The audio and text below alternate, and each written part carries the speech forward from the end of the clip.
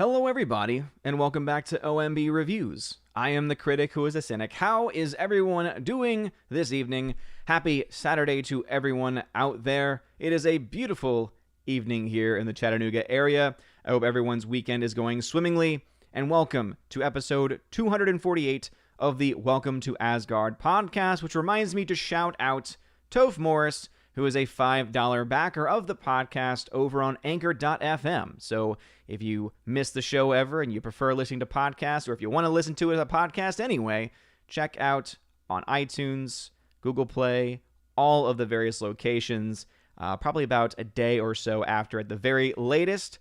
The quickest I am is the night after the show, and sometimes it'll take me until the next day, depending on things going on. But I wanted to start first off by saying, I don't know if any students are watching tonight, but for those that are, who have had me, either from New Orleans or from the area that I'm living in, congratulations and happy graduation. I don't know what's going on in New Orleans as far as their schools are concerned. I think they may still have another week or two.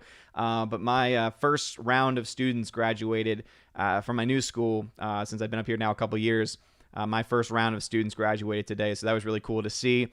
And of course, I've been pegged to help with live streaming, so I got to actually be up in the booth, and it was nice and cool. Weather was beautiful outside. We were able to have a lot of people, and we were able to have a normal graduation with almost no real differences at all, except for not having a reception after, because obviously of COVID restrictions. But anyway, congratulations to everyone out there. If you have graduated from high school or college or wherever you're from, it's awesome, and good luck with the next steps of your life. We are multi-streaming tonight once again to YouTube, DLive, Odyssey, and also to Periscope. So again, shout out to the Odyssey fam. They're still working on things, still don't really have any notification system as far as I'm aware, but I was saying this to the people listening early, because I do have to have my mic live for the Odyssey fam a few minutes early because of the way I have it set up for me to be able to stream to them in the first place, that I do see what the Odyssey team was saying a couple of streams ago about how whoever you're following, if you're on your Odyssey page and you're on the page for followers, if any one of your followers is live streaming, it will show up as live for that person. So I did see that, but they still need to add a dedicated live section. That'd be awesome if they could do that. And a really well-integrated notification system would also be great. If they can get those things, they will easily be able to rival the evil people over at YouTube. But speaking of which, hail to the YouTube fam, most especially hail to Stephanie B and Tina B. They are my Valkyrie. They are my mods. Thank you both again. It's crazy. I was thinking about this just the other day, about how we're right around the 3-year anniversary of the channel. Been doing this now consistently for 3 years, and a lot of the success and a lot of the ability for me to mentally get through the last few years has been much thanks to Stephanie and Tina. Stephanie, very early on, was a follower of the channel. She joined some of the first live streams I ever did as a viewer. Didn't take long for me to give her the wrench and make her a mod. And then, of course, Tina B, not too long after that, also became a mod because she was always here, consistent, always active in the chat. And I found out from that both of them are amazing, beautiful human beings. So I just wanted to send a special shout out for today's episode to Stephanie B and Tina B, the Valkyries. So Tina, the Empress of the Universe, Stephanie B, the General of the Valkyries. Because again, so much of what we are able to do here for the chats, especially during the very difficult times. We've had difficult times in the chat where we've had to ban people, time out people, and it's been crazy. So luckily, we've been blessed with calmer waters for the last year and a half or so. But again, thank you and shout out. Show a lot of love to the Valks in the chat tonight because they deserve that love. Let's say hello to the other peoples in the YouTube chat. We had a couple people here early. We got Snortopupus Cuber, who's a member, says, "Hello, humans and other quitters. What's going on?" Father Christopher Miller, hail, Father. He is the chaplain of the channel, saying, hail to the chat. Just finished Invincible, and wow. Yeah, I've heard good things about it. I'm kind of just more hesitant to start that show because not that I don't like animated shows. It's just, I don't know, there's something about the very little I've seen of the animation where I'm just not, it's not that I don't like it or I think it looks bad or anything. It's just I'm not drawn to it. You know, sometimes you're drawn to shows for a wide variety of reasons. For this one, I haven't really felt that yet. So I'm not saying I won't ever give it a chance, but we'll see. We'll see. Glad to hear that it's good, though, Father. We got Laura. It's a short story. What's going on, Laura? She is the Madam Major General, and she is also amazing. She had a great suggestion last night on Friday Night Tights. I was so glad I was able to actually get that into the show about how our intro features often Grace Randolph doing her so, and trying to get Perry Chan to combine that with the Freddie Prinze Jr. Bruh. I think that'd be a hilarious combination. If anyone can do it well, I think it'd be Perry Chan. But dear Lord, I think that combination might drive some people insane. So maybe Perry shouldn't, or maybe he should. I don't know. I'm kind of drawn towards the latter there. All right. G-Monkeys76 says, hello, Odin. Having some Meat Lovers Pizza tonight. Yes. Hail to the pizza. If you're having your pizza, boom. Congratulations. I've had about 3 nights of pizza in a row because we had my mom was in town, so we had pizza on Thursday night. I had leftovers for Friday Night Tights, and then because of our limitations on food and my wife typically likes to make the schedule for the week as far as the meals because I'm typically the one that's cooking, usually cooking on the grill. And so she just didn't have the energy to do that. And so we just decided to have pizza since we had it. So I had pizza again, double pepperoni, like always. And it was delightful. It was delicious.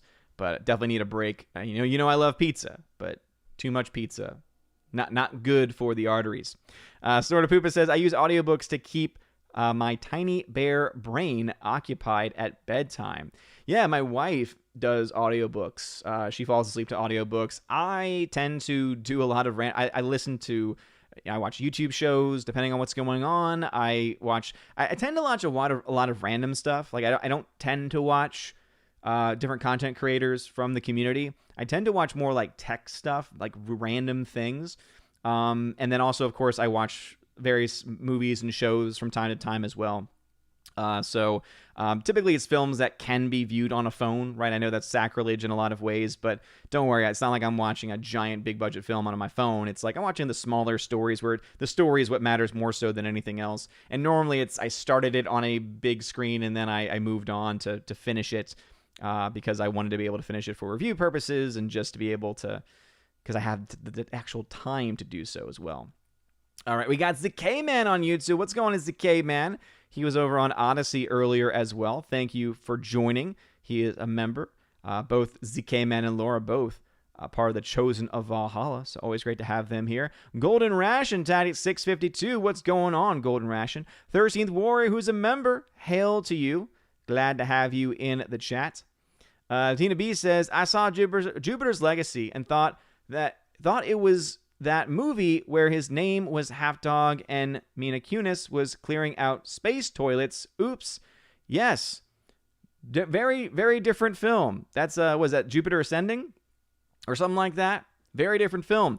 And different story. Yeah. Jupiter's Legacy, which we'll be talking about a little bit tonight because I'm about 6 episodes in. So I've got 2 more episodes before I finish the first season.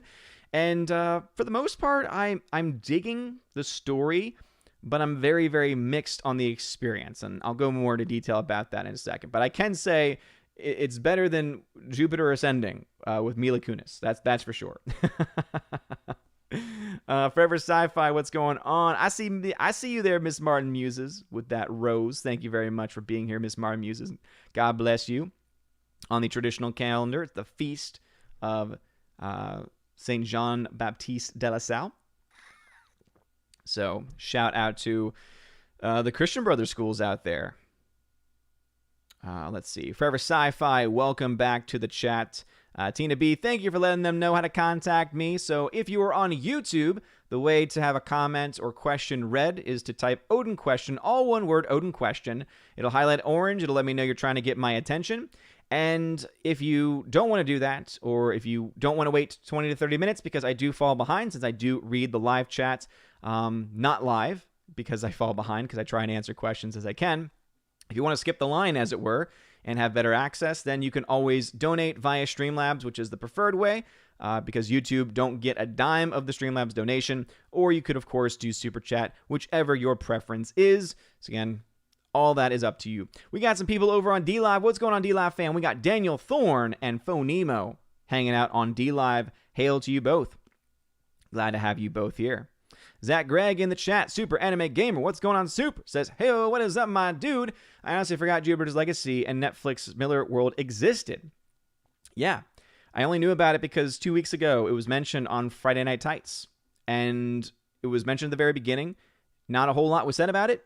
And I was like, well, I like fantasy. I'm drawn to fantasy sci-fi type stuff. And I tend to like those types of stories about superheroes and origins and, you know, different takes on the superhero genre. And I decided to start watching it. And again, I'm intrigued by a lot of the concepts. There's some things that I really enjoy. And then there's other things where I'm just very, very mixed on it. But again, more on that when I catch up with the chat.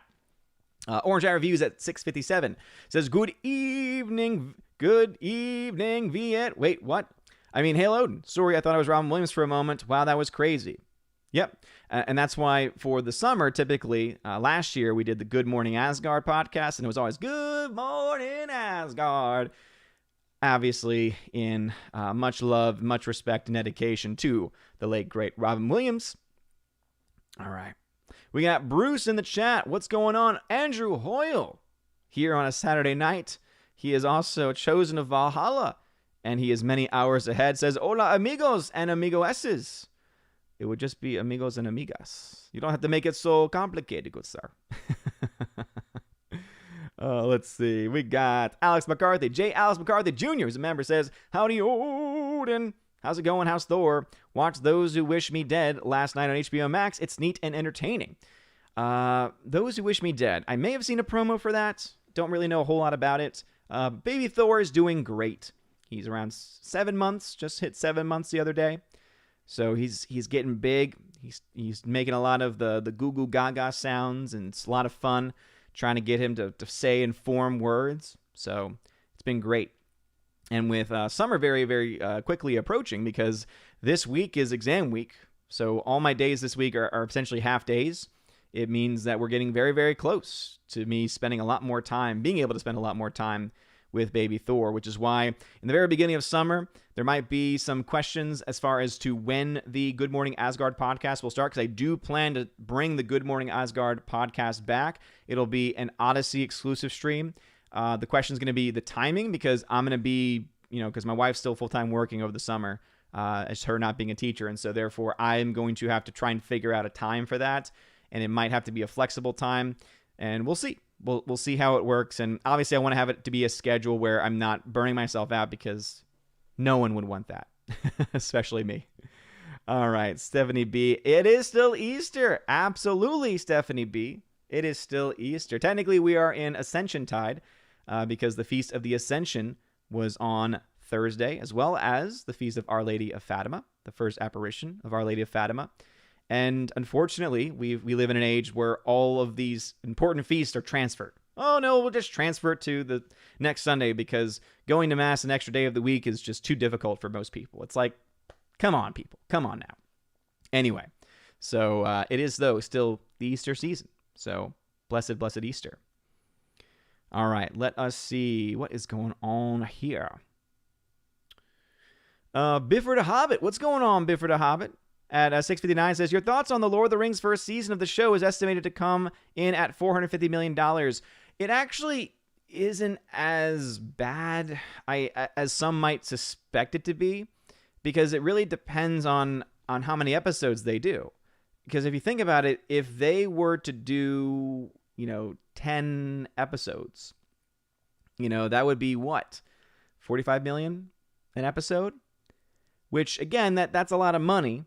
That is a lot of money per episode, but I do feel like it could be more. Again, I don't know what metrics they're going to be using and how many episodes and everything.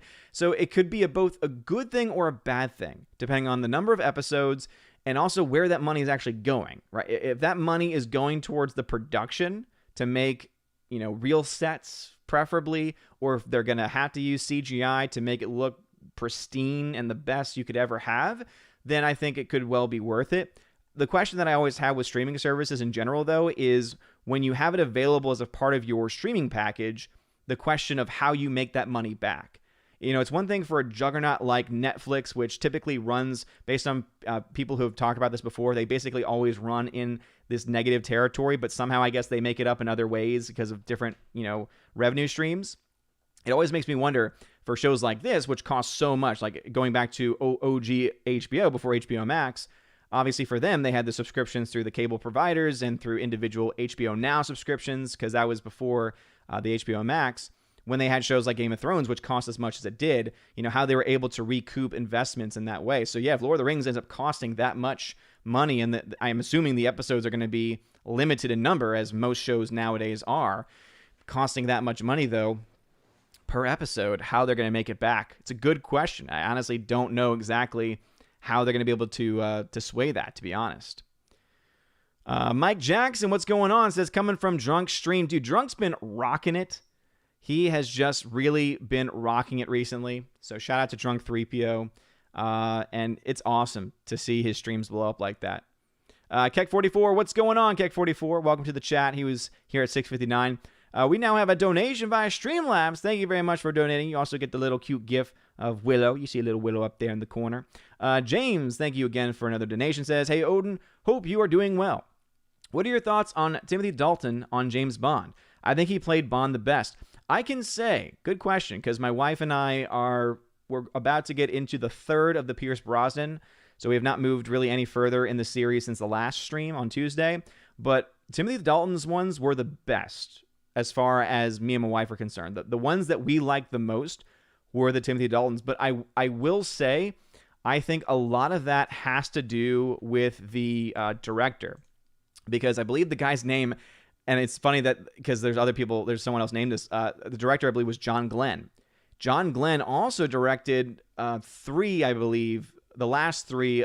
It was either the last two or three of the Roger Moore James Bonds. And those were my favorite of the Roger Moore Bond films. I thought all three of those were pretty solid and pretty good. And it started with For Your Eyes Only, which I actually thought was the most cohesive of all of the Roger Moore films. But yeah, the two that I like most are actually both the Timothy Daltons. I think those are just, the best made. I think Timothy Dalton plays the character well. It's obviously a different take, right? It's a much more serious take, but there is some levity to the character as well. And it just, I don't know. I just like it. I think the stories are also very well written, but I do think because of John Glenn being the director for all five of those films, and that really, I think, being the staple as to the films being really good, I think it has more to do with it than anything else. But yes, I agree. I think Timothy Dalton was a great James Bond, but I think it's less to do with him being the best Bond per se, and more so with it being just the best movies. Like just as movies objectively, I think that the two that he was in were the best of the films made. I know a lot of people are going to argue saying Sean Connery was the best Bond, and I think if you're going to talk about James Bond as an individual personality and character, definitely think there's an argument to be made there. I, however, do not think the earlier Bond films with Sean Connery or Roger Moore, I don't think that quality-wise they even hold a candle to the Timothy Daltons. But that's just my opinion. So, anyway, good question.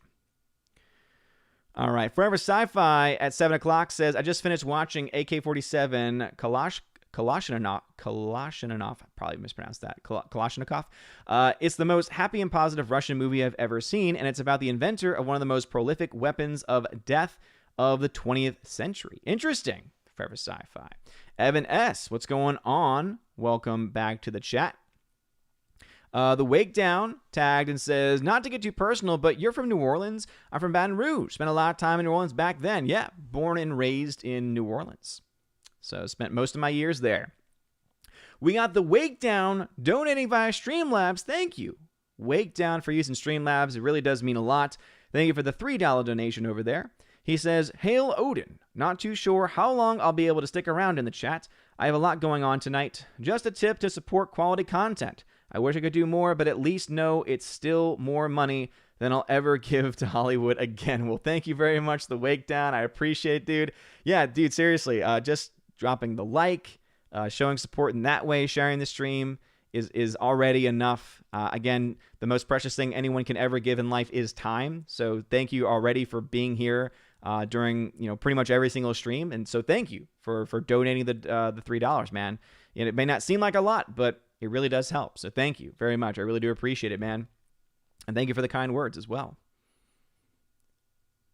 All right, Pat S says, happy anniversary. Well, yeah, thank you. Yeah, we are about at the 3-year anniversary of the channel. Yeah, I'll have to look back and see when the actual official video, because I want to say the first official video I did was either a video I did on MoviePass, because there was a lot of drama. Back when MoviePass was a thing, there's a lot of drama going on with MoviePass at the time.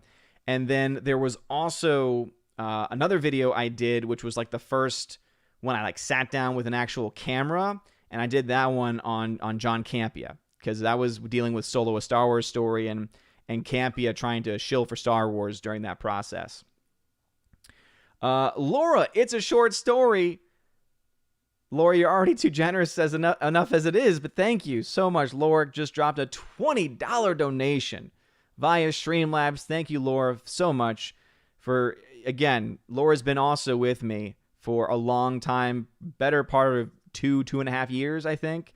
A huge portion of this channel's life, Laura's been around. So thank you very much for being a longtime supporter and just for being an amazing human being as well. So thank you very much for that donation. She says, congratulations on making it through a very difficult school year, and thank you for establishing this wonderful channel. I'm off to see a movie. You have a great stream. Well, thank you very much, Laura. I really do appreciate that. Yes, go enjoy your film. I know that you had shared the ticket on our on Discord. Let me see if I can find it. Where was it? I think it was in the movies tab, if I'm not mistaken.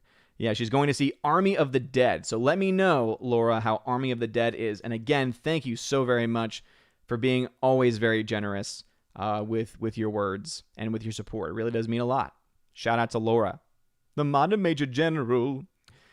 All right, we got Not Another Dime. What's going on, Not Another Dime? Always a good supporter here. And, of course, over on Friday Night Tights as well. Dropping a $10. That's a super chat. Says, have some gold. Gold finger. Is that what you're trying to get at? I see the finger there. Gold finger. Probably one of the best intro songs of the James Bonds. Because it's Goldfinger. It kind of has to be. When you're singing about a finger of gold, you've got magic. Stephanie B says, hello, Chief. Happy 3 years. Thank you, Stephanie B. Thank you again for being here for the vast majority of it. Laura says, let us know when you have your 3-year anniversary stream. Yeah, thank you. Absolutely, Laura. Will do. Yeah, I'll have to work it out. And again, whether it's already happened or not, we'll definitely have an official 3-year anniversary celebration stream for sure. And I'll have to figure that out. Nathan Slay, what's going on? Welcome back to the chat. Chat has jumped on me like it always does. So luckily, or hopefully, not too many chats were skipped. At 7:04 in the chat over there. We got Daniel Thorne over on DLive. Thank you very much for watching over there. Let's check out my Odyssey fam. Odyssey fam just got one other person. That's okay. Again, Odyssey still needs to figure out notifications and things like that, but that's perfectly fine. Let's talk about, before going back into the YouTube chat, let's talk about Jupiter's Legacy. So Jupiter's Legacy is a Netflix series, and it is created by Stephen S. DeKnight. Now, as I was watching these first 6 episodes, I actually didn't know who Stephen S. DeKnight was. I had no idea his history or his pedigree, but having looked him up, I can understand now why there's a lot of things that I do like about Jupiter's Legacy. For one, he's, of course, the producer, executive producer. He's again, the creator of the series itself. But also, he had a major hand in the Daredevil show. So the Netflix Daredevil series, which was spectacular. He was also involved in Spartacus, which I've heard really good things about as well. He also was a part of Dollhouse, which was a Joss Whedon production, which, despite people's thoughts about Joss Whedon, again, I can separate art from the artist and a lot of things. Dollhouse, for me, I really like Dollhouse. I think that some could probably find an argument to be made about some messaging and things like that, but personally, I actually really liked the storyline of Dollhouse. I thought it was very creative. And just like a lot of other Joss Whedon shows, didn't have a very long life. It got only 2 seasons or so. So the fact that he was involved with that, it says here he was listed as a consulting producer, and he also wrote one of the episodes, was pretty cool. He was involved with Smallville. He was involved with Angel. And he was involved with Buffy the Vampire Slayer. So this guy has a really good pedigree of shows. Like, all of those are, of the ones that I've seen, they're all solid. And of the ones I haven't, I've heard solid things about them. So that, I think, explains why there are a lot of things that I do like about the show. That being said, there are also a couple things I don't like. And one of the biggest, of course, this is something that I've mentioned on the channel several times before. I just hate how Netflix, HBO, any of these streaming services, I hate how a lot of them just feel this need to throw in things that are really unnecessary. When they throw in, random language, for instance. Again, it doesn't bother me as much as some other things, but there's times when you're like, is that really the most clever thing you could have written? Like, to me, you start to add in those types of things because your writing is not clever enough to be able to exist without them. It's interesting because I was listening to a podcast the other day, and I think they made a very interesting point. Everyone always, I think, when they look back at 40s and 50s era Hollywood, they always talk about how the code was such a restrictive measure, right? The code that existed that restricted freedom and freedom of expression in filmmaking. And I do think there's truth to that, right? Because there were limitations. And yet, when you were to ask, and if you are to ask most people what the best decades of film were, or what the best movies ever made were, isn't it interesting that almost universally they come from that same era? And I think a lot of it has to do with the fact that these creators, these writers, and these directors at that time in history were essentially forced to be more creative. It meant that they had to be able to create something that was smart, that was able to, of course, fit into this certain criteria, this certain code, but still also be good. And it meant that they couldn't rely on sex. They couldn't rely on drugs. They couldn't rely on foul language to try and bring people in, like a lot of other movies and shows tend to do. Right? That was one of the biggest problems with Game of Thrones, is that Game of Thrones had such a great, rich story, and yet you got so distracted because of all of the excess nudity and sex, which was unnecessary. It honestly was unnecessary. That the show would have been better had that stuff not been there. Had they focused instead on the writing and on the story, and of course that goes to the novels as well. But again, that's a whole tangent there. But in this show, it falls into some of those traps. Though I am glad to say that it's not pervasive. There really isn't much nudity to be had, but there are a few so far in the episodes that I have seen, the first 6 episodes. There are a couple of sexual sequences, which, again, I don't think serve much of a purpose. I don't think that they add really to anything to the show. And so, again, that's one of the gripes that I have, is that it once again adds itself to another one of those shows that just has to rely on that, even if it is very minimal, which thank God it is very minimal. It's still there nonetheless. But it is interesting. So just as the basic synopsis given here on IMDb, it says the first generation of superheroes has kept the world safe for nearly a century. Now their children must live up to their legacy in an epic drama that spans decades and navigates the dynamics of family, power, and loyalty. And that spanning of decades is, I think, also where there starts to come some tension and some issues with the story that I have, because the entire show, every episode, you're jumping back and forth between the present time and back in like the 1920s during the era of the stock market crash. So like you're going back to the late 1920s, early 1930s. So you're going back and forth every single episode.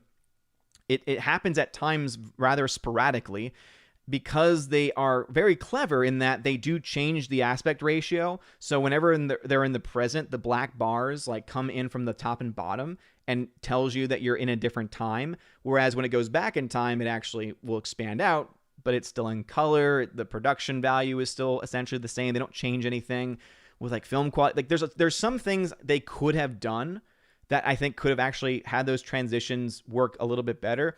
But even that wasn't really an issue. The issue to me was just that there are times when the story goes back and forth where it feels like they have these two stories. They have the origin of how they became superheroes, right? Because that's what's happening back in the past. So they have this story of how they became superheroes, and then they have, of course, what's happening now in real life. And so it looks like what they said was, ooh, this could be clever. Let's just have it where it goes back and forth. That way we can tell both stories, and they'll kind of be connected in a certain way. But I just haven't really gotten the feeling. There's some shows and movies that do the jumping in time well, where things really correlate, like depending on what's happening in the present to what's happening in the past. Whereas with this show, it just feels like they go back in the past because they have to, because they want to tell the audience what the origin point is. They want to tell the origin story, but they also want to show the heroes acting in real life and the issues and struggles that they're going through. And there hasn't really been a lot of connections, at least from what I've been able to see, between the two. It seems a little bit more random in the jumping back and forth. So I think that if you look at both individually, I think they're both pretty good. There's obviously heroes with powers. The powers are interesting.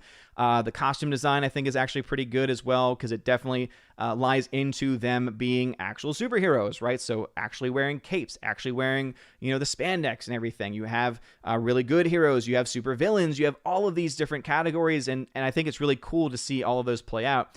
But yeah, I think my biggest issue so far is probably in the story elements not always really matching up, because again, individually, I think that they're pretty well done. They're pretty well written. It's in the fact that they're trying to tie them both together, going back and forth. I don't think it works as seamlessly as they may have planned it to. And in the end, it seems almost like it's, oh yeah, we have to go back to the past because we haven't finished the origin story yet. So let's go back a little further into the origin story instead of it connecting to what you're seeing happen in real life. I don't know. That's just what I've been getting from it in general. But those are my initial thoughts on Jupiter's Legacy. So again, I have a couple episodes left still, and it's not a bad show. It's not a show that I dislike. I don't think there's a whole lot of wokeness in the show. I'm sure that there are people who've been able to point out some elements of it, but I really haven't seen it. It's not as really as pervasive as other shows that we have seen, because when they do go back in time, some of the characters who are in the show, who are African American, obviously are dealing with a different time. And so to me, that's appropriate, because you're in the 1920s now, and this is what it would have been like for African Americans at this time. But also, it's not a central point. It's just a part of the general narrative. And again, it makes sense to me, and it works. So I think that some people might construe that or say that that's a place that one could look to find wokeness. I don't think, though, that there is, because again, it fits very well with the time period that they're in. And if things work and make sense historically, then I typically will not harp on that. But anyway, let me know your thoughts if you have seen Jupiter's Legacy, and what your thoughts are on the show itself. All right, back into the chat. Let's see what's going on over on okay, we got some action going on over on Odyssey. What's going on? Wakedown indeed set that stream on fire. Light it up over there. I appreciate it. Wakedown says, side note, this was the first thing Odyssey offered to me when I logged in over here. Worth noting that your video is lagging behind your voice over here by a noticeable margin, but only here, not on YouTube. So Wakedown, this might be your first time watching on Odyssey. That is something that I don't have full control over. And the reason why is because my microphone can get picked up in two different locations. Webcams can't. And so in order to get the video to Odyssey, I have to make my Streamlabs OBS into a virtual camera. And because that signal then is being sent, there's a delay since the microphone is live and the video is slightly delayed. Now I know that I could go into the regular OBS settings. The regular OBS is what I'm sending to Odyssey specifically, because Restream doesn't support Odyssey yet. Hopefully one day it will, and then we won't have that problem at all. But basically what it means, though, is that there is a delay, and in OBS settings, there's a way for me to set a delay. I believe there's a way to set a delay on the video, so that way it matches up. But that's an unfortunate problem that is unavoidable at the time. But yeah, that's not on Odyssey's front. That's just because of the way I have to get it set up. TubeU, what's going on? Bobby Yogi, what's going on? Says, hails Odin, watching here on Odyssey because YouTube is a hold. Yes, indeed. Absolutely. So thank you very much to all of my Odyssey fam. Please, if you have any comments or questions, you can either do what the Wakedown did over there by putting Odin question, or if you just tag the channel at the beginning on Odyssey, that would work too. Wait Down says, interesting, that's good to know. I've been wondering how it would work streaming to both Odyssey and YouTube. Yeah, so hopefully one day Restream, which is an app that allows you to stream to multiple locations, will add it, because then that would just be an easy fix. And until then, this is this rigged way essentially of getting it over there is the only way we have. So anyway, let's go back to the YouTube chat. Actually, before we do, there was some action going on over on DLive. So let's say hello to DLive fam. We got Captain J-Rod, the beer guru. What's going on, Captain J-Rod? Always glad to have you here. He just dropped one Ninja Guinea. Thank you very much for the Ninja Guinea. That's 1,000 lemons over on DLive. Thank you very much. Says, here is another Ninja Guinea drive-by. Cheers, Odin. Keep on keeping on. Well, thank you very much, J-Rod. I really do appreciate it, Captain J-Rod. Always love the support, man. Thank you for being a Subscribe Star supporter as well. I really do appreciate it, man. You're awesome. It's been a while, but I'm glad you're here. And then Daniel Thorne, thank you for dropping the 3 ice cream donations. Really does mean a lot. Daniel Thorne. All right, caught up with my DLive fam. Back over to the YouTube chat. It's 7:04 in the chat. It's 7:35 in real life. That means I'm 31 minutes behind. So keep that in mind, peeps. I'm 31 minutes behind because I read the chats. It's what I do. Get some water. Wet the old whistle, as they say. Jace Doe, who is also a member, says, Odin, hello, hello, hello. Since you showed it off last stream, I was able to catch. I got a copy of Rubber. Nice, Jace Doe. Yeah, Rubber is hilarious. It is so meta in different ways. But again, if there's only one thing I can tell you to sell you on the movie Rubber, it's about a tire that has telekinesis and kills people. If that doesn't sell you, nothing will. Southeastern Kaiju, what's going on? Soul Assassin, welcome back. Andrew Hoyle is a member, says, Perry Chan is an internet wizard. Yes, he is. Mr. MH, welcome back to the channel. Appreciate it. 13th Warrior says, remember when you talk about the bad things that have happened, that Gwyneth Paltrow had to eat bread because of the pandemic? Please remember her travails and don't be selfish. Yeah, I know someone was trying to correct that the other day. For me, it's I don't really care about Gwyneth Paltrow. So it doesn't really mean a whole lot to me in the first place. But the fact that, and it's not just Gwyneth Paltrow, the fact that any celebrity, that any person with great wealth would complain about anything is just so ridiculous. It's just it's like Ricky Gervais says, you don't know what it's like in the real world. Most of the people in Hollywood have been in Hollywood for so long that they don't remember what it's like to be a regular everyday person that doesn't have personal bodyguards around them 24/7, that doesn't have every single aspect of their life pampered, that doesn't have, excess wealth to the degree that's insane. And so the fact that you have someone like her, who we all know is incredibly successful based on her career, the fact that she would complain at all about anything, crazy. Anyway, Crisco612 says, you would think the internet would make finding films to watch easier, but surprisingly that hasn't been the case. What films have been the hardest, rarest to track down just to watch? For a long time, Apocalypto was very hard because it was actually out of print. So the Mel Gibson film Apocalypto was out of print.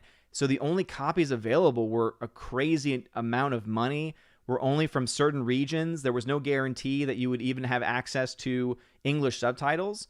And so luckily, I think it was about a year or so ago, they re-released it. So now it's back in print, and now you can get it for, next to nothing, like $10 to $15 on Blu-ray. And so that's the only one I can think of off the top of my head that was hard to track down. Forever Sci-Fi says, need to combine the soul with Az's Resident Evil squeak. Well, I know the Resident Evil squeak is now on Gary's Rodecaster. He's added that as one of the sound pads, so I can't wait to see that used next Friday. Let's see. Michael Skewwiff, what's going on? Nathan Slay says, I'm absolutely with you. Odin pineapple is very tasty, and pizza can be tasty, but they should never be together. Nope. Absolutely not. It is forbidden. It's like the West Wing in Beauty and the Beast. It is forbidden. I don't know. Badass says, Odin, your hometown is so full of food snobs that both Mellow Mushrooms closed. Oh, back in...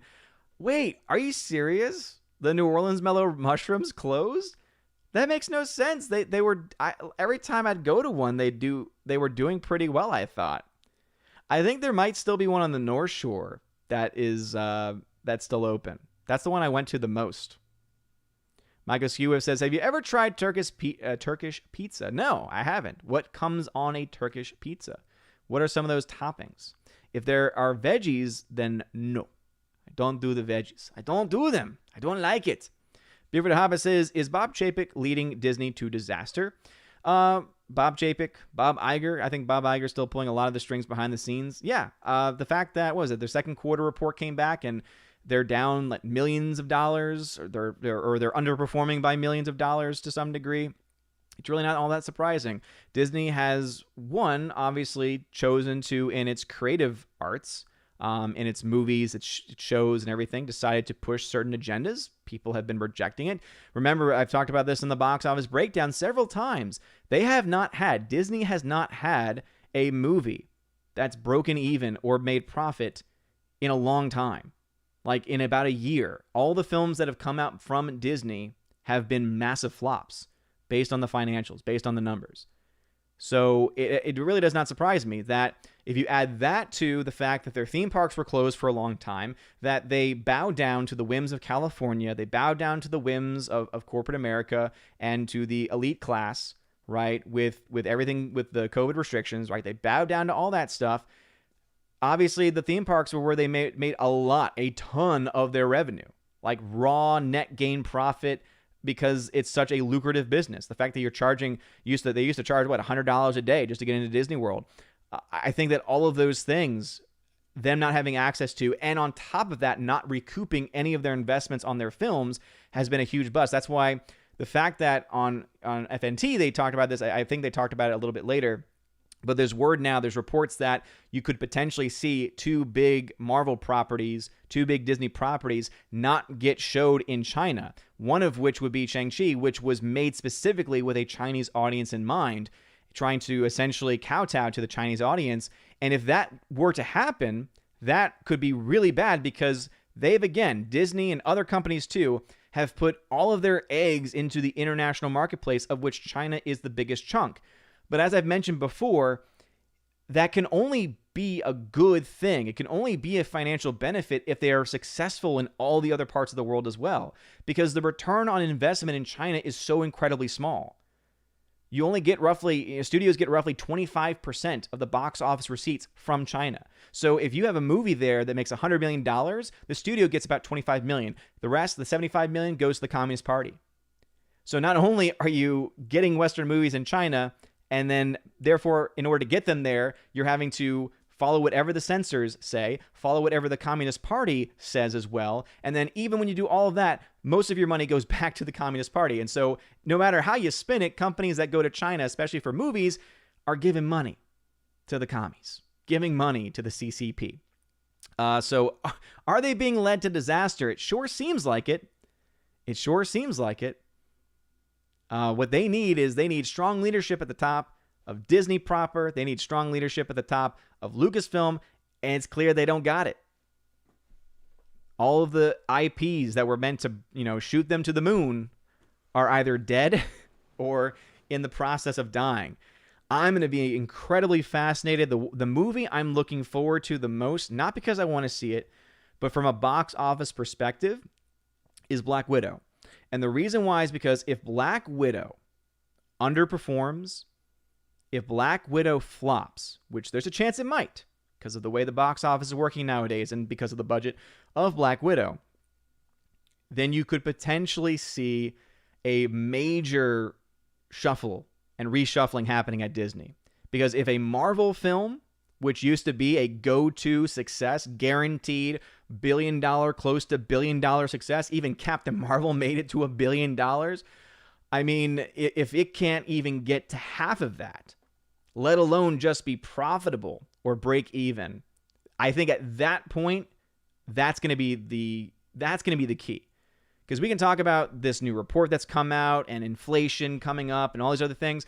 I think what's really going to be a determining factor for where Disney is in the next 5 years is going to be this first Marvel film coming out. And I would not be surprised if they move it again.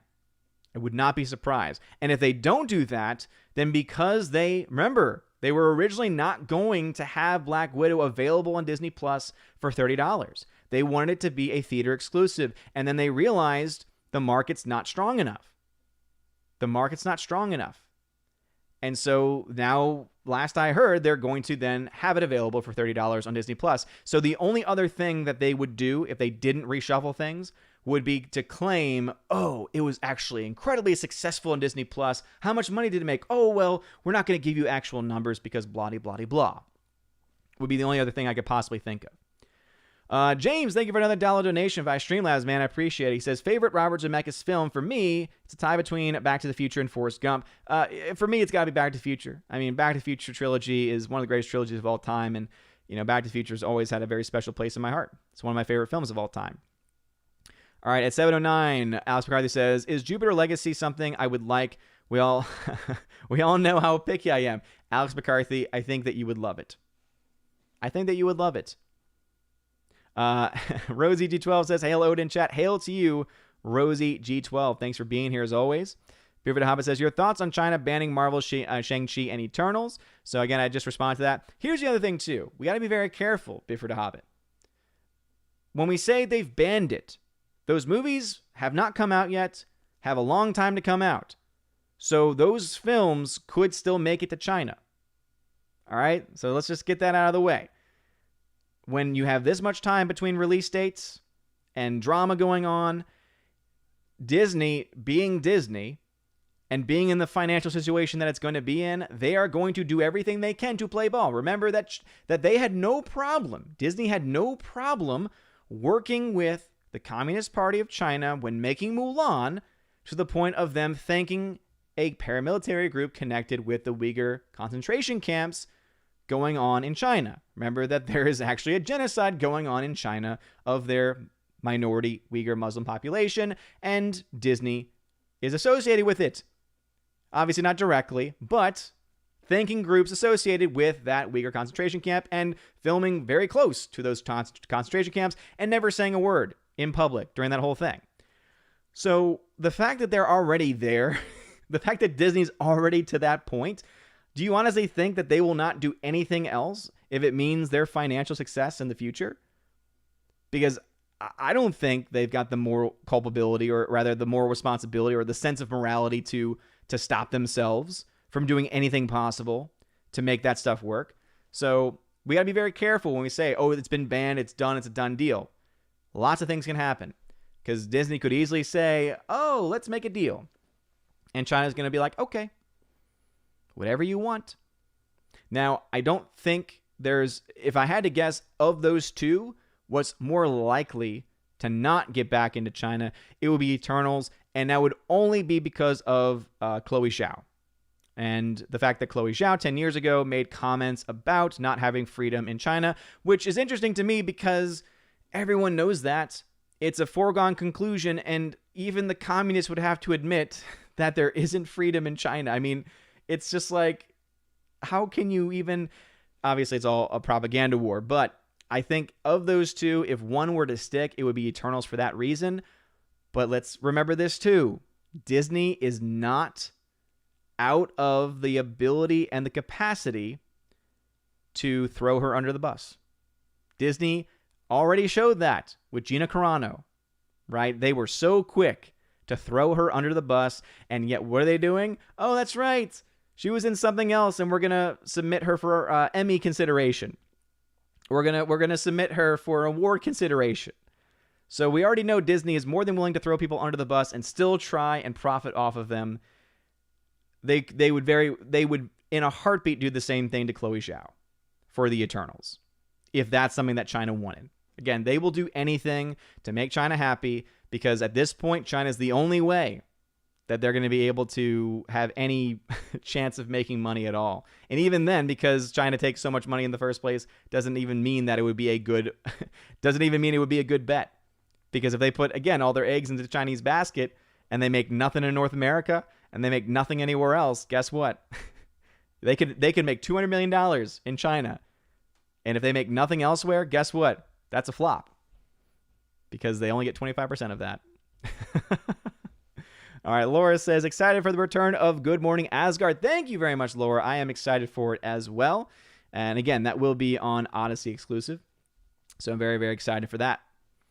Let's see. Baba Yogi. What's going on, Baba Yogi? Thank you for the $2 super chat. Says, dollars to make your studio not look like a murder case.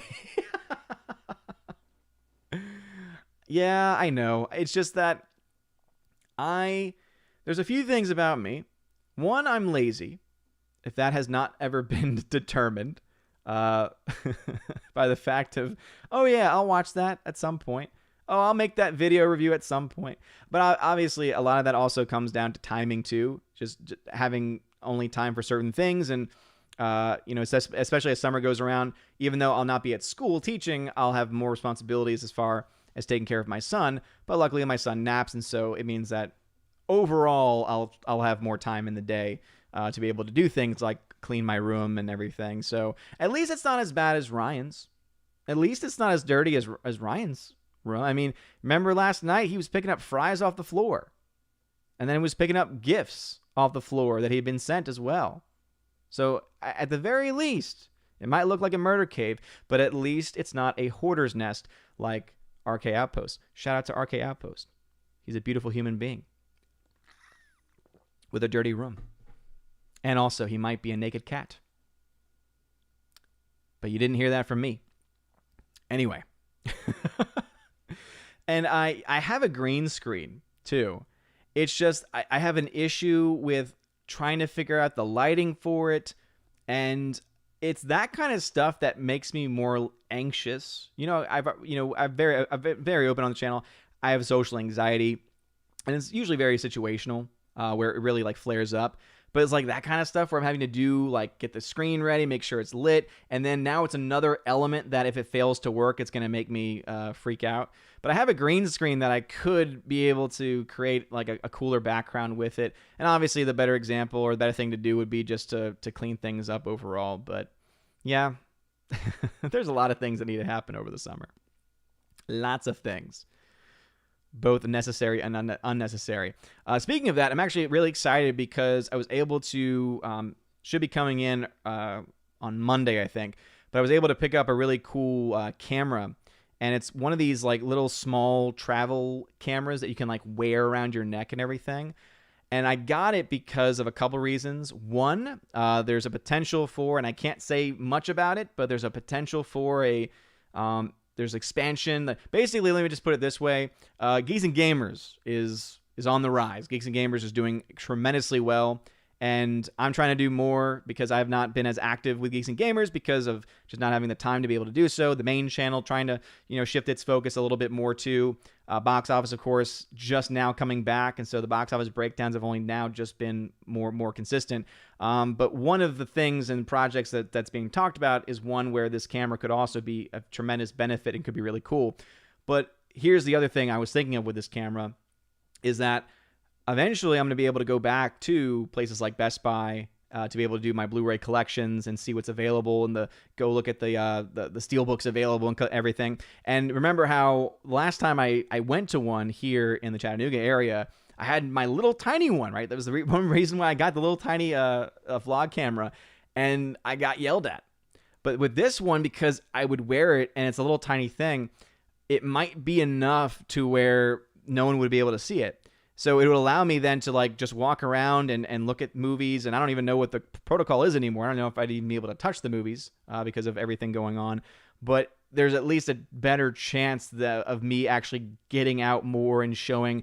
And at the very least, if not there, definitely at the used bookstore and movie store that I was also going to before COVID hit as well, to try and find some of those out of print stuff and movies and shows to back up for the preservation project. But anyway, I'm very excited to be able to play around with that as well. And also at some point of the summer, I am going to do another updated Blu-ray collection video, like an actual dedicated going through every Blu-ray I own, because I've done it before, but it was done in a way where it just wasn't the best video and audio quality possible. And I have a external mic to be able to actually do something better with that. So hopefully I'll be able to get that done over the summer as well. So very excited though with the the new little camera coming in, though, to be able to do more action stuff. And yeah, could potentially be used for geeks and gamers in the future as well. And it'll make more sense, I think, if and when that gets announced. But I know things are still being worked on. Pat says, I like how movie trailers now have only in theaters. Yeah, seriously. It's like, you can only watch this in theaters. And then half of them probably would be like, oh, well, never mind. Orange Eye Reviews says, unfortunately, not all theaters are still open. That is also true. Pat says, bring your Thor to work summer, all summer long. Yeah, I mean, I could, and he'll probably make a couple of appearances on Good Morning Asgard, I'd imagine. Of course, just the big issue there is that we want to try to keep any exposure of him as limited as possible, only just because we all know that people out there's people out there that are crazy. There's people out there that are malicious. And the last thing I want is for anything to be used in a way that down the line could be harmful to him. So that's why his presence has been seen and has been known, but it's been more limited. And I think a lot of y'all, because y'all are amazing, understand that. As McCarthy says, Those Who Wish Me Dead stars Angelina Jolie, John Bernthal, Littlefinger from Game of Thrones, and Nicholas Hoult. Okay, that's right. Yeah, I had no idea that movie was being made. I'm just not an Angelina Jolie fan. So how was it? I don't really have a lot of desire to see it because I don't like Angelina Jolie. Just not my cup of tea. Rosie G12 at 714. Man, I'm just like the farthest behind I've ever been in a long time. Rosie G12 says 45 million an episode is still ridiculous. Think what good could be done with that money instead of blaspheming Tolkien. Giant sigh. Well, then you go down to a whole other rabbit hole when you think about the amount of money spent on contracts for actors, on movie projects, and you realize, wow, think about all of the lives that could be saved with that money. Think about all the things that could be done. It's sad. Michael Skewiff says, I do not have high hopes for Lord of the Rings series on Amazon or the Narnia Netflix series for that matter. I feel they will add their own things. Yeah, and I think that they should just drop it. Just let those properties go. Let them just be what they are as they are. And if you're going to do anything with Game of Thrones, or if you're going to do anything with Lord of the Rings, create a new special edition release of the movie with extra scenes and stuff, which they're already doing. Rusty Shackelford, what's going on? And Future, what's going on? It says, Hail O Fwins, not seen Jupiter's Legacy yet, but have just finished Invincible. It's a great show if you ignore the wokeism that pops up now and then. Akin to The Boys, well worth a watch. Interesting. Yeah, I've heard those things. The Physics Channel with Kenny Lee, what's going on? Snorter Poopit says, I have no faith in how they're going to do Lord of the Rings, but I don't have to watch it. I'll just read my books and sigh. Yeah, absolutely. So one of the beautiful thing about the books is that they're there and they're unchanging.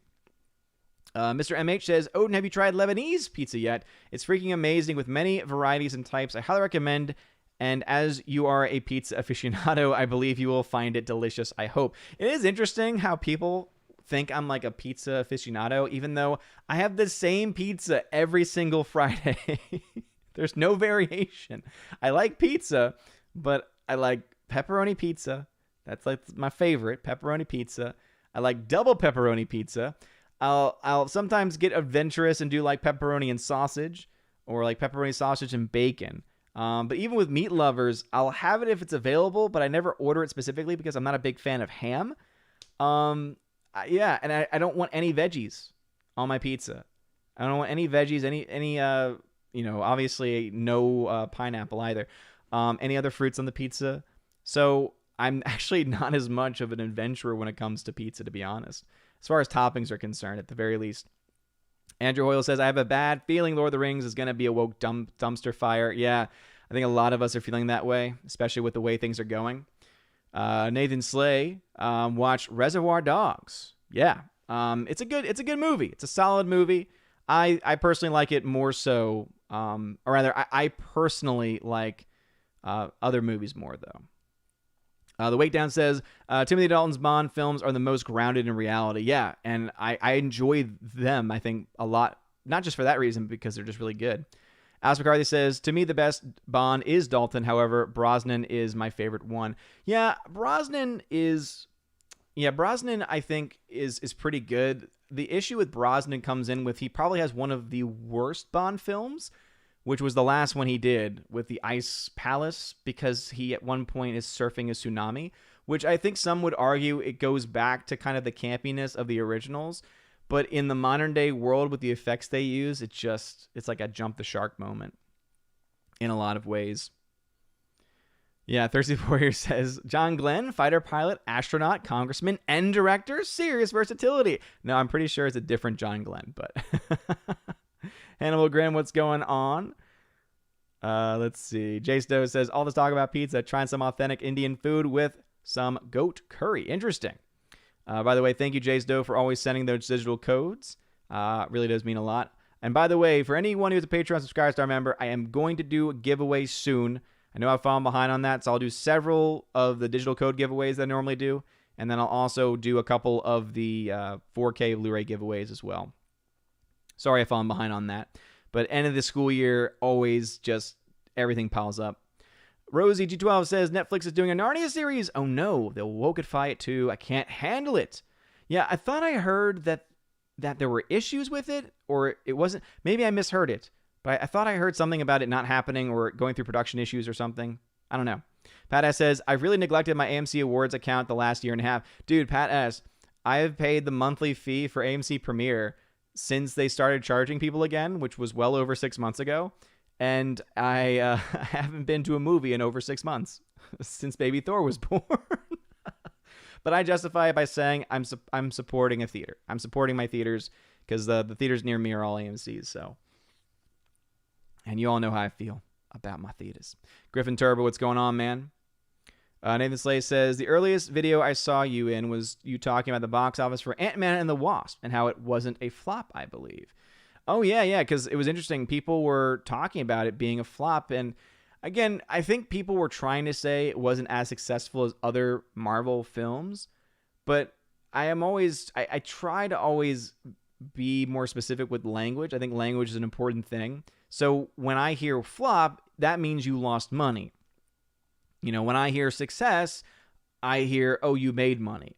So when people say, for instance, Godzilla vs. Kong was successful, I say, for pandemic time, sure, making well over $400 million worldwide, that is successful. However, it's not gotten to the point of profitability yet, based on the numbers that I have at least. And I do always bring in the caveat that is only taking into account box office numbers, the ones being reported. It does not take into account any other revenue streams, of which there probably are. And so it very well could be profitable based on any extra deals it has. But based purely on the box office, it has not crossed that line yet. Super says, Connery and Moore's movies are great in the sense they do exactly what they set out to do. Dalton marked a new era in trying to make films, great films in general, in my opinion. Yeah, I think that's a good point. There's this transition that happens starting with Dalton into more serious films. And yeah, I definitely think that it definitely works. Orange Review says, Odin been watching the first phase of the MCU, and I gotta say, it still presents the same level of excitement as when I first saw them, a time when Disney wasn't involved, better days. Yeah, I mean, going back to original Iron Man, original Thor, Incredible Hulk. I mean, talk about an underrated film. Incredible Hulk, the first one with Edward Norton. I mean, those are all just good movies. They're good movies. I still can remember going with friends to see those midnight showings and just being happy and excited and looking forward to everything. Like the after credit scenes where you're like, oh man. And then my friends explaining to me, because I was the only one of them that hadn't read comics growing up. And so they were able to explain certain characters and certain Easter eggs that I missed. Yeah, dude, I miss those times. It's really sad that Disney has in a lot of ways destroyed that ability. All right, the chat has jumped on me, and because I fell so far behind, I guarantee you some comments have been skipped. It's 7:44 in the YouTube chat, all right? It's 8:03 in real life, but it's 7:44 in the YouTube chat. So just keep that in mind. If you had a comment somewhere in there between where I left off, and you know for a fact it was skipped, feel free to post it again. If you don't know, if you've left at any point, you're not sure, then you might just leave it off, because I don't like repeating myself. Let's head up with some other places, though. Let's go to DLive. Daniel Thorne says, 80 years ago today, baseball's Joe DiMaggio began his historic 56-game hitting streak. Jolton Joe hit 408 with 15 home runs and 55 RBIs. Damn, that's awesome.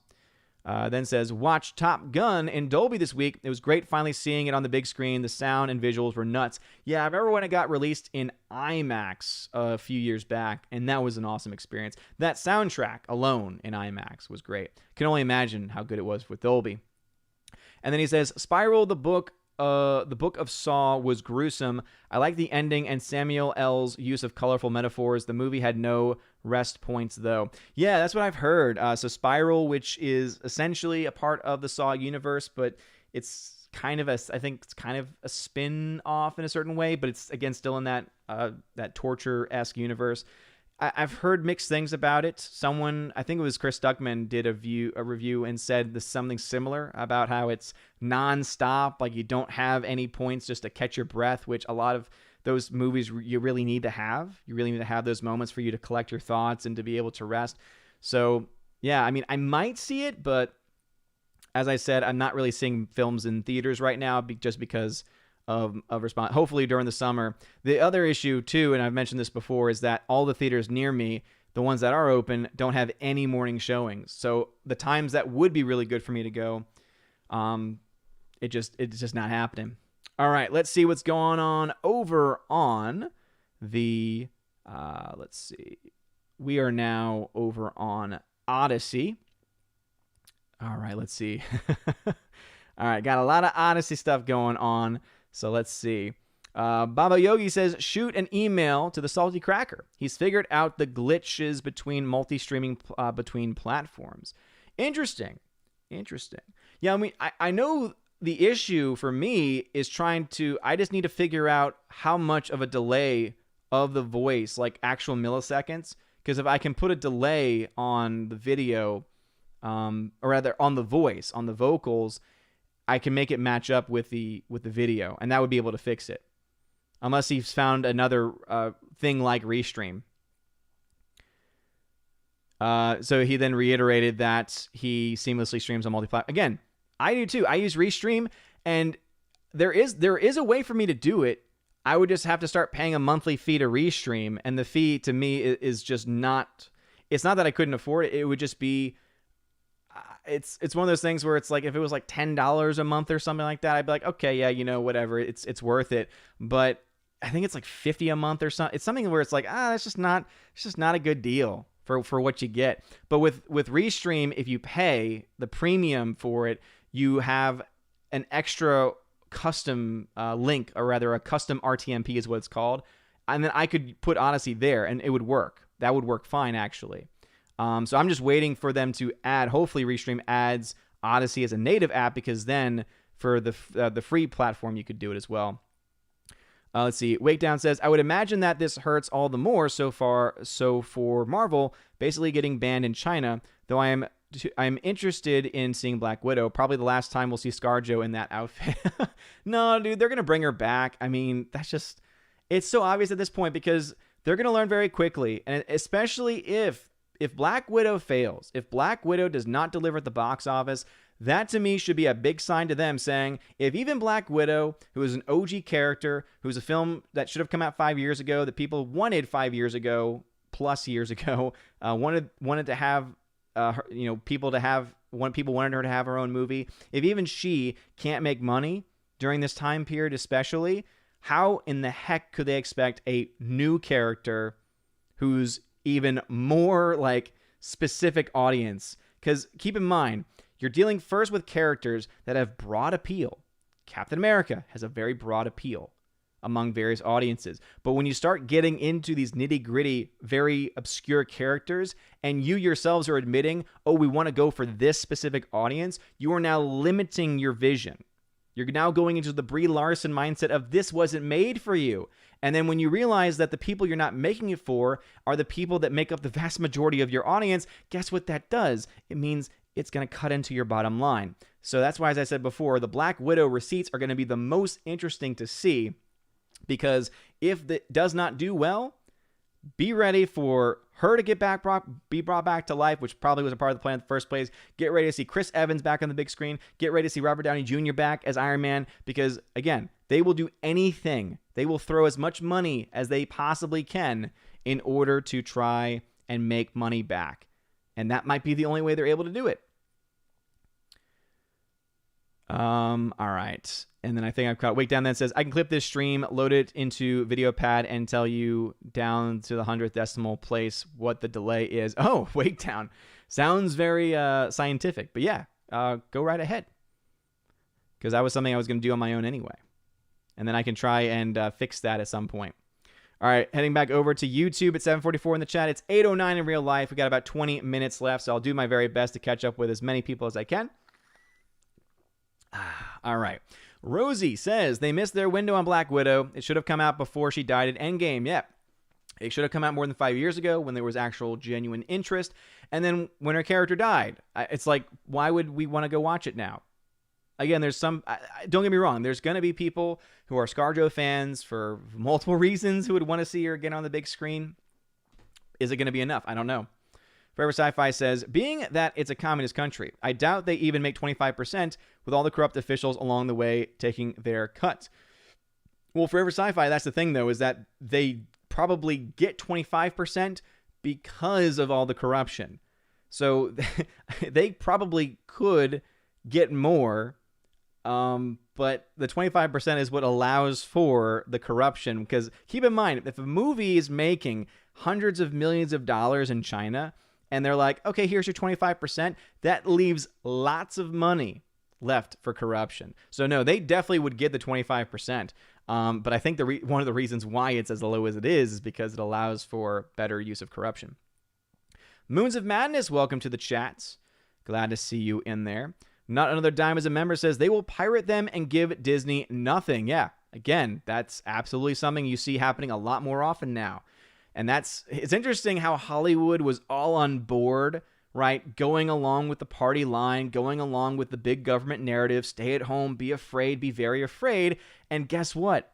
They essentially dug their own graves because they then pushed more people to streaming services. And by doing that, it means they also, by just natural occurrence, push more people to piracy as well. So I honestly think they just sped up the process of people learning about piracy because people were forced to learn because they were at home. So they had two options. They could either pay all of the different subscription fees for all the new services that are available and have it cost essentially what a cable subscription used to cost, or they get a Fire Stick for like $20, download a couple of apps, and get access to whatever they want in pretty good quality, especially if the studios are going to release it onto HBO Max and all the streaming services right away. What that means is that any person who's pirating stuff can literally get the highest quality version of it to put up. So you're talking now about people who have access for most movies now to the highest quality possible edition for a one-time investment of around $20 for a Fire Stick. Because there's tons of videos online on YouTube even. Still on YouTube. I'm amazed that YouTube even allows them to exist. Wouldn't be surprised if that changes at some point. But yeah, dug their own grave. Rosie says, think you're 100% right on ScarJo and the plank. Yep. Gomer Kyle 79, he's a member, says, I don't know, they hacked Christopher Robin awful fast. Wait, what? I think that was because it was released. Actually, I don't quite understand that reference, to be honest. Super says, agreed. Can't remember, is Black Widow going into theaters as well? Because with all the COVID restrictions lifting soon, I wonder how they will affect mindsets and the box office. Yeah, last I heard, it's going to have the same treatment as Raya and the Last Dragon, and also a couple of other films, like, for instance, Mulan, where, in this case, they will release on Disney+, same day, but it'll be $30 per premiere, but you could also go to see it in theaters for a lot less. And, yeah, it'll be interesting to see that money come in. Rosie says, no freedom in China, and water is wet. Yeah, seriously, right? Andrew Hoyle says, did I say death camps? I meant happy camps, where you will eat finest meals, have access to the fabulous doctors, and be able to exercise regularly. Oh, is that from, I always forget, is that from South Park? Isn't that from Bigger, Longer, Uncut?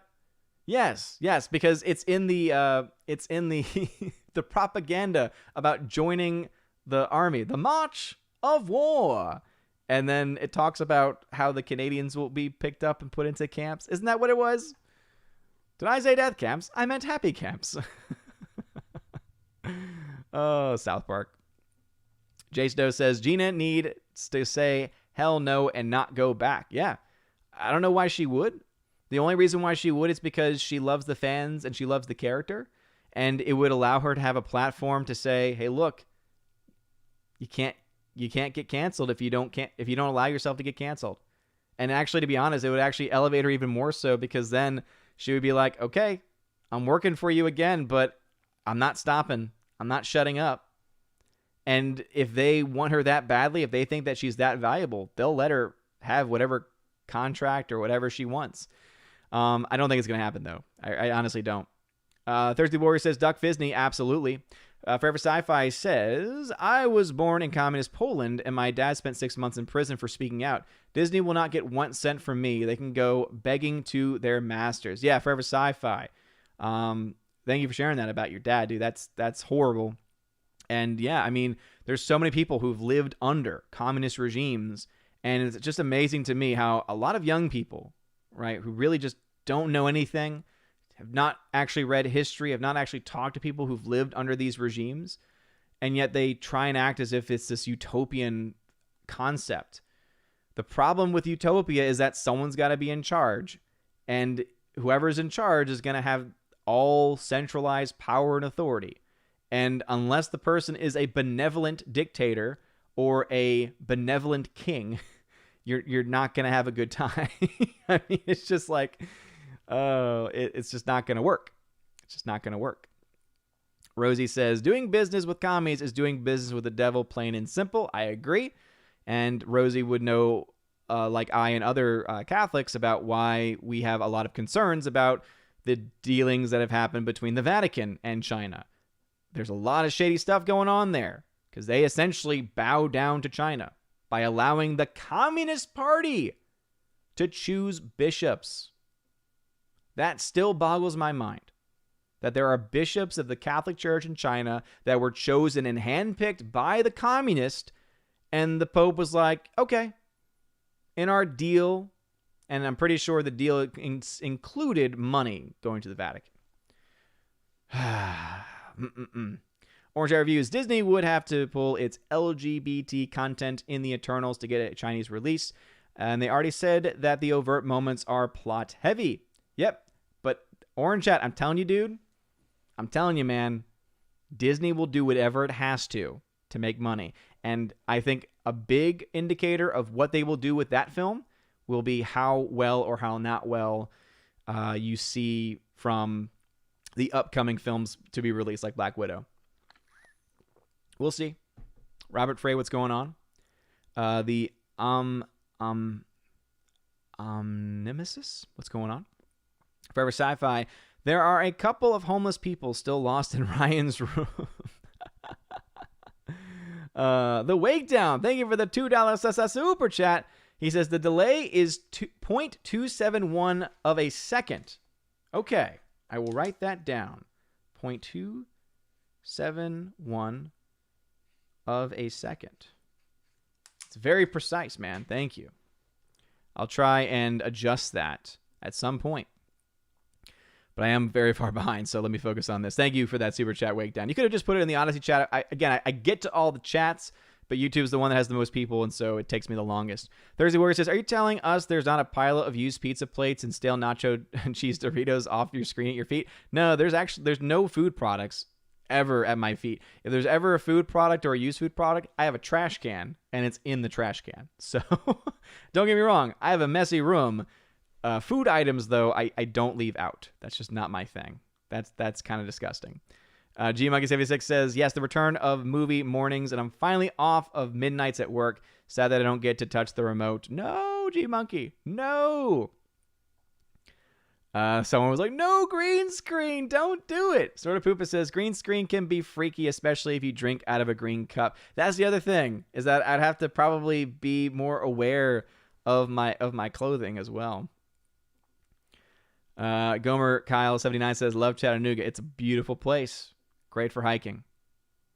Thursday Warrior says, with a traveling camera, be careful of the background music. It can get your video a copyright strike. Oh yeah, trust me. Absolutely. And that's why I try to always listen to what's being played. And especially for that, if I'm able to use that camera inside Best Buy and other places, I'll probably end up filming a voiceover for it anyway, so I wouldn't have to necessarily worry about it. Someone put OMC, Odin's Murder Cave. Odin's Murder Box, OMB. GoMacau79 says, the only bad thing about Chattanooga is I hate Eastern Standard Time and the humidity is killer in the summer. Gomer Kyle, so the first thing, I agree. The fact that we are the westernmost city in Eastern Time is something that drives me nuts, especially when trying to talk with family and everything. However, humidity, I've been here already for a couple of summers, or at least one full summer and part of another summer, and I can say it ain't nothing. Keep in mind, I'm from the swamp. I was in New Orleans my entire life. New Orleans is literally a swamp. No humidity is going to be even close to the humidity of New Orleans. Year-round humidity, by the way. So, no, I'll be okay. I don't think the humidity is that bad so far that I've been here. Hannibal Grimm says, see it despite Jolie. You say, okay, so Hannibal thinks it's good. Forever Sci-Fi says, too beige for a murder cave. Follow Deadpool's advice. Thursday Warrior says, I like Jolie's dad. Jolie's dad is rock solid. Pat S says, it's okay, Odin. You can read this chat on Tuesday. Too late. Forever Sci-Fi says, the only fruit allowed on pizza is the sauce. Exactly, because tomato is indeed a fruit. Super Anime Gamer says, did you see that one Amazon executive's comment that the Lord of the Rings show needs to have a global audience? It already does have one, you fool. Yeah. To say that Lord of the Rings is not an internationally loved product is ridiculous. That's just their code phrase of saying, no, we want to appeal to new audiences. At that point, then you ask the question, then what's the point of the show? If the main point of the show is not to give honor to the source material, to use new technology to improve upon previous tellings of the source material, then you shouldn't touch it at all. If you're not going to add anything to it, like by add I mean if you're not going to improve upon it, not to say that you can improve upon the source material, but you know what I mean, the presentation in a live action format, unless you're going to be able to actually improve upon that, then you shouldn't do anything with it. Because if your main objective is to touch the source material, guess what? No one wants that. Forever Sci-Fi, lamb curry is better than goat curry. Too easy to choke on the bones they leave in the goat curry. Well, that just sounds no bueno. No thank you for that. Tina, I'm sorry, but financially, no. According to the box office numbers, that is not correct. It was not a successful film. Michael Skewip, Fox Pictures made a mistake in not continuing the Narnia series with the Silverchair movie. It was in development with Will Poulter returning as Eustace. It was canceled. I actually think it was a good thing because those movies were not going in a good direction. Those movies were not making more and more and more money, from what I can remember at least. All right, YouTube chat jumped on me like it always does. So thank you again for being here. Please be sure to smash that like button. It means a lot. Luckily, no comments were skipped this time. So let me find where I left off, and then we will pick up with Dadman Walking at 8:05. We will be moving to members only very soon. Members only very, very soon. All right. So no new action over on Odyssey. So Odyssey fam, thank y'all very much still for supporting. I appreciate y'all very much. And again, Wake Down, thank you for finding out what the delay was. And let me head back over to my D-Live fam. Let's see. Daniel Thorne says, since you don't like jellies, how about peanut butter and honey sandwich versus a grilled cheese sandwich? I've never had honey on a peanut butter sandwich because it's just extra work. When the peanut butter sandwich is already good, why would I want to change it? If it's good, then I'll keep doing it. If it needs improvement, then I will try to improve it. I would still go peanut butter, probably. I do like grilled cheese, though, too. Daniel Thorne says, so pineapple is forbidden on pizza. How about chocolate chips? On pizza? Not forbidden, but why? Why would you do that? Daniel Thorne says, pirate group NTG was shut down by Alliance for Creativity and Entertainment. Hollywood is bereft of creativity. Why not go after them? Yeah, fair point. Daniel Thorne then says, apples and pecans are good on pizza. No, you're getting too fancy. You just need bread, tomato sauce, cheese, meat. That's all you need. It's simpler that way. It's the way that it was made to be. All right, back to YouTube. Members only comments now. Dabman155 says, hail all, just done having pizza and watching The Frighteners with the family. We'll see what's left in the remaining time. Nice, Dabman155. I've never seen The Frighteners myself. Hopefully it's good. JM2021, thanks for being here. Jay Stowe says, this is one of the 2 movies I am looking forward to, Spiral as well as A Quiet Place 2. Out of those 2, Quiet Place 2, which I believe comes out end of May, that's one where I will definitely find a way. I want to see that one in theaters. I would rather see that one in theaters. But obviously, if I can see it faster, because isn't that also one coming out? No, I can't remember. Anyway, doesn't matter. I'm going to see that film opening day or weekend, because that was one of my most anticipated films before it got delayed to a crazy degree. Rosie says, I'm with you on those types of movies. Talking to Soul Assassin, so I missed that part. Cats of Sherman, welcome. Peter Han, welcome. Going on. So don't mention that name. What name, Martha? Rosie says, it makes me laugh at the people who spout supposed inclusivity are the same folks that say this movie isn't made for you. Exactly. Thirsty Warrior, Disney will find their new Marvel properties get lots of mentions on Twitter but sell no theater tickets. Exactly, 13th Warrior.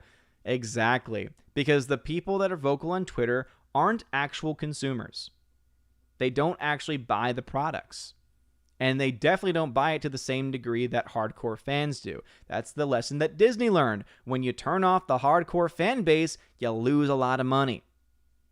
Remember, they lost half of the income from the first movie making $2 billion plus to the last movie making barely over $1 billion. That's about half the audience.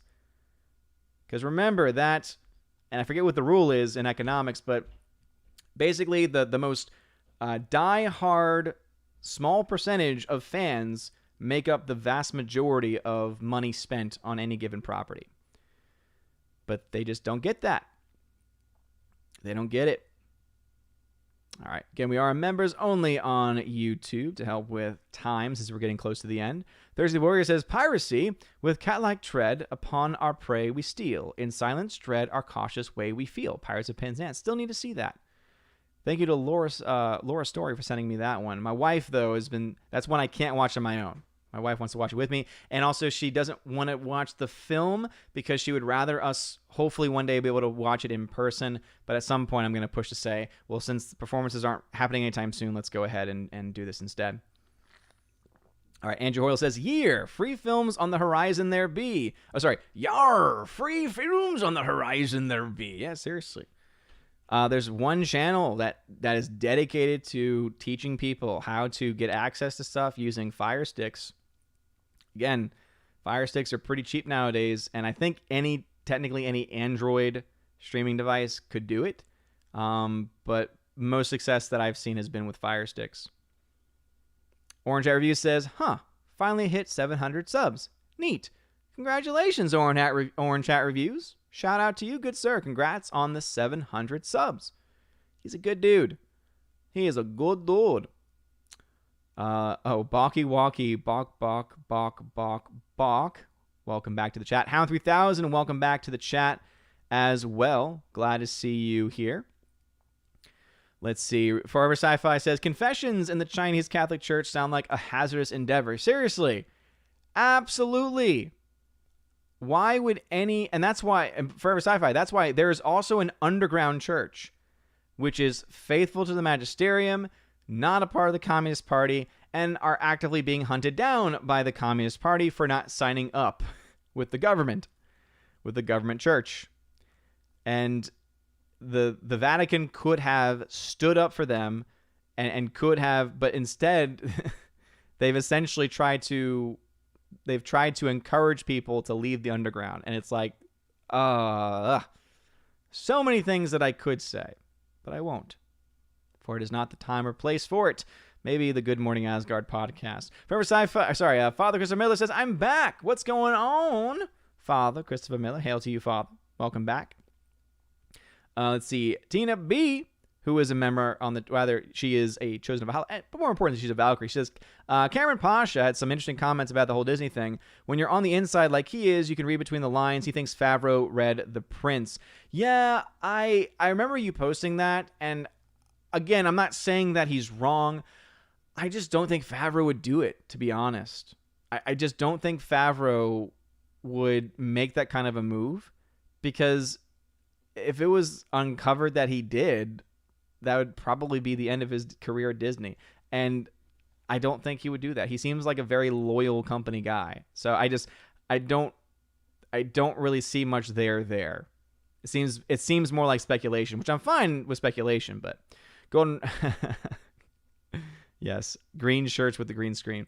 Thirsty Warrior says, humidity? Huh, I laugh at humidity. I'm from Nolans. Exactly, Thirsty. Exactly. This is a name I have not seen in a long time. Lost Soldier 212. Welcome back, Lost Soldier. It's been a hot minute. And by hot minute, I mean it's been a long time, dude. Thank you for being back. Snorpoopus says, I was only in Chattanooga once. I didn't get a feel for the area because I was being a tourist. I love the mountains and the views. The hiking is beautiful. Forever Sci-Fi says, it's not high humidity. It's breathable water. You're talking about New Orleans? Yes. You are swimming in the humidity in New Orleans. That is indeed a fact. All right. So again, we are members only comments over on YouTube to finish off the show. Oh Lord. I'm going to have to also say, yeah, all right. So let me catch up with, so D-Live, if y'all can hold off the comments, I'm going to finish up with D-Live, and then we're going to finish up with members, and then we'll finish up the actual stream because we are at time, and I don't want to skip too many. So let's see. Danny Thorne says apples and pecans. I got that one. He also says, can't wait for Quiet Place 2. Downside is can't get any popcorn to keep the silence. He then says, lots of warm, friendly hugs to everyone on Odin's. It's OMB Reviews now. I need to change the name on D-Live and other places still, but it's OMB Reviews now. Captain J-Rod's back. What's going on, Captain J-Rod? We're getting close to the end of the show. So again, members only on YouTube now because I got to finish these things off. All right, Father says, I was actually supposed to be in Knoxville Monday as my priest friend's getting ready to retire and classmates from Philly are going out to see him. Got too much traveling to do 90 days till Vegas. Ooh, okay. Well, I'm sorry that you weren't in the area. Could have met up, Father. Let's see. Thursday Warrior says, most of the world's tech innovations have been made by lazy people. Odin solidarity, my brother. Forever Sci-Fi says, apple and pecan, and that's not pizza, that's cake. Exactly, yes. Andrew Hoyle says, The Frighteners is such a good movie. Damo155 says, The Frighteners was entertaining but a bit hokey. So some mixed thoughts there, it seems. Yeah, members only jacket from Steph. Exactly. Let's see. J-Stowe says, now Odin, as far as rubber, I was sold the first time on its fourth wall for no reason. Exactly. Yes, J-Stowe. And if you've seen, I think you said that you saw it too. Not just that you got it, but you saw it. You know what I'm talking about now. Because yeah, you have this fourth wall break and you're like, what? Why? Binoculars? What? Father then says, forget tomato sauce for pizza. I prefer white pizza, garlic and olive oil. Ooh, yeah. That does sound good. I do prefer the traditional pizza myself, though. Matt Hess, welcome to the chat. Glad to have you here. All right, we're almost done with the members' comments on YouTube. Forever Sci-Fi says, it's not Favreau. He will forever be Gutter to me thanks to PCU. Gutter is a tool.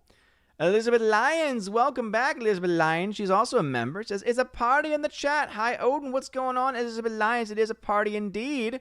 Father then says, I was going to ask if you've seen the trailer for George R. Romero's The Amusement Park. The 1973 film is premiering next month. No, I have not. What do you mean 1973 film premiering? It never came out? Like, was it never finished and now it's getting an actual release? Pat says, apple pecan, that's not cake, that's pie. Ooh. We got some fighting going on. We got some fighting words going on. All right. Anyway, that is all of the comments. So thank you all very much for being here this evening. It has been a fun one. Thank you for always making my Tuesdays and Saturdays a good time. So please be sure to smash that like button if you're watching on YouTube. Light up the fire button if you're watching over on Odyssey. And thank you to the Odyssey fam for helping out, figuring out exactly what is going on during all of these different events in the history of the streaming wars. And so let's go ahead and shout out some people, though. So at the end of every stream, I do shout out my YouTube members who are at the Army of Asgard level and above. So shout out to Mondo Spieler, Gomer Kyle79, Your Muslim Uncle, Kara Tharp, Eric Jewett, Rich the Savior, Dadman Walkie55, M Tax Shark, Forever Sci-Fi, Rosie G12, Andrew Hoyle, Eric K, Orange Chat Reviews, Adam Avery, Twirly Wolf, Jay Stowe, and Aiden Vickery. Thank you all very much for being fantastic people. Shout out once again to Tina and Steph, the Valks, for being amazing mods and being with the channel as long as you possibly could. Rosie says she fat shamed very nastily as in a 50-pound super chat. It was nasty. I don't even know what that is a reference to, but that doesn't sound nice. Let's see. Thursday Warrior says, great show tonight. Thanks to a lively chat. Yes, seriously, the chat was on fire tonight. So thank you all very much for being engaging with the content. We had 61 people watching still. So seriously, from the bottom of my heart, there's a lot of places that you could be on a Saturday night. So the fact that you choose to spend even just a little time with me having these conversations is great. So again, thank you all very much for being here tonight. You guys are all amazing and beautiful people. I hope you all have a wonderful evening. I will see you all on Tuesday for the one-man low council. Should be a good time. And please be on the lookout, Patreon Subscribe Star members, for giveaways coming up very, very soon. I will catch up on that. And again, much love to the Valks. Just want to say that once again. Have a wonderful night, everybody. And as always, God bless. And now for a huge shout out to all of my Patreon and Subscribe Star members for the month of May. Ali C83, Andrew Hoyle, Biffer the Hobbit, Brian P, Dion, Divex, Enrique Evangelista, Father Christopher Miller, hail to you, Father. Father Damian Cook, Garrett Searles, Inflamed Wood, It's a Trap Productions, Jason Clark, Jacob Juice, Jeffrey Toone, Jonathan Carney, Laura the Modern Major General's Story, Mad Mitch Dunaway, Mike Jackson, Mr. Peabody and his evil twin with the beautiful hair, On to June, Orange Chat Reviews, Out of Step with Reality, Priscilla Hall, Riff Magos, Rosetta Udden, Steve Glasker, Miss Martin Muses, Theodore Bendon, Tina Bojan, and Tina B. Thank you all very much for being my Patreon members this month. I really always appreciate you. And to my Subscribe Star members, Fast Reaction, Nosferatu Gatsu, Stand For, John B., Perpetual Punster, Mr. Roy, Glinzer, J. Alex McCarthy Jr., Dean Heist, the new number 2, J-Rod, the Beer Guru, Nevadanji Adams, and ZK Man. Thank you very much for supporting me on Subscribe Star. And if you want your name shouted out at the end of every video and live stream, please consider joining on Patreon or Subscribe Star. And if you join at some of the higher levels, you get access to things like giveaways, where every month I do giveaways of 4K titles, steelbooks, and Blu-rays. And again, more information can be found over on Patreon and Subscribe Star. And at the higher levels, you also get access to an exclusive bi-monthly podcast. Depending on our schedules, we at least get one long podcast out. We try and get 2 podcasts out as often as we possibly can every single month with John the Flick Pick Flickinger. So again, check out more information. And if you are at the Chosen of Valhalla level, which is the highest level available, you not only get all of those things, you also get in your first month a free t-shirt and also access to the Chosen of Valhalla live stream, where I have my Chosen on a stream talking, asking questions, answering questions, talking about movies and anything that they want to talk about. So if all that stuff sounds like fun to you, check out those links below and support the channel in whatever way you can. I do appreciate you, whether you are a member, whether you are a supporter on Patreon Subscribe Star, or whether you are simply supportive in general, leaving comments and likes. I really greatly appreciate it. You guys are all amazing, beautiful people. Have a wonderful day. And as always, God bless.